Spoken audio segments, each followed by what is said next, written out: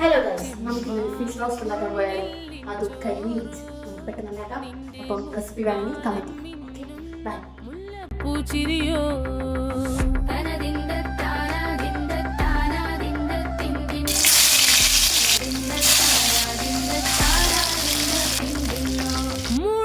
മുളകരച്ചൊരുക്കിയ പരൽ മീനിൻ കറി കൂട്ടിട്ടേരിവ് കൊണ്ടിടങ്കണ്ണ് തുടിച്ചവനേ